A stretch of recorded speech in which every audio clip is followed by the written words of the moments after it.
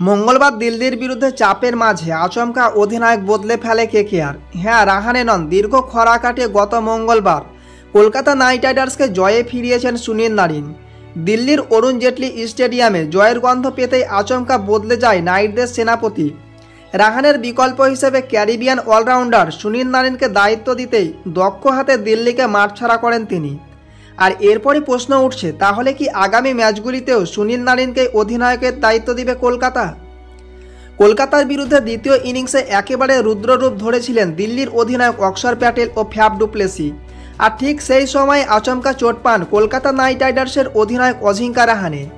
অভিজ্ঞ রাহানে মাঠ ছাড়তেই অধিনায়কের দায়িত্ব গিয়ে পড়ে পুরনো সঙ্গী সুনীল নারিনের ওপর। আর এরপরই বিচক্ষণতার সাথে দিল্লিকে পাল্টা দিয়েছেন ওয়েস্ট ইন্ডিজের এই ধুরন্ধর। এদিন রাহানের বিকল্প হিসেবে অধিনায়কের দায়িত্ব পেতে ম্যাচের চেহারা বদলে দেন সুনীল নারিন। এক ঝটকায় কলকাতার ভয়ের কারণ 3 ক্রিকেটার ফ্যাফ ডু প্লেসি, অক্ষর প্যাটেল, স্টাবসদের উইকেট তুলে নেন এই নাইট তারকা।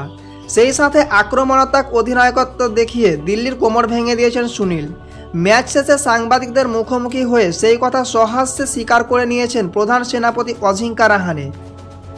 গত মঙ্গলবার দিল্লির বিরুদ্ধে ম্যাচ চলাকালীন আচমকা চোট পাওয়ায় মাঠ ছেড়ে বেরিয়ে যেতে হয়েছিল অজিঙ্কা রাহানেকে।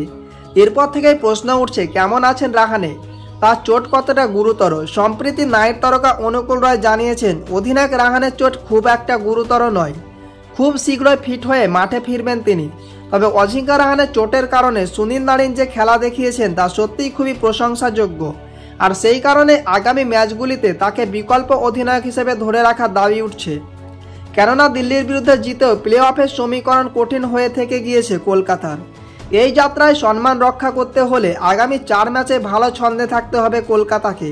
কাজেই দলের স্বার্থ রক্ষায় রাহানের বিকল্প হিসেবে আসন্ন 2-1টা ম্যাচে সুনীল নারিনকে অধিনায়কের আসনে রাখতে পারে কেকেআর। আপনাদের কি মনে হয় তা কমেন্ট সেকশনে জানান।